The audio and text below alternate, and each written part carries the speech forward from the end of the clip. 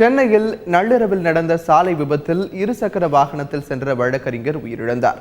எழும்பூர் நீதிமன்றத்தில் வழக்கறிஞராக பணியாற்றி வந்தவர் சந்துரு.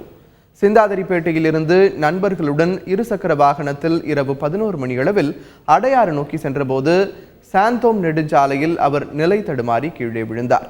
அப்போது அந்த வழியே சென்ற பேருந்து அவரின் தலை மீது ஏறியதில் சம்பவ இடத்திலேயே சந்துரு உயிரிழந்தார்.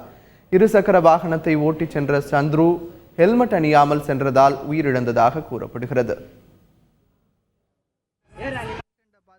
எனக்கு எல்லாரும் நாங்கள் தகிச்சு போய் நின்றுருக்கோம்.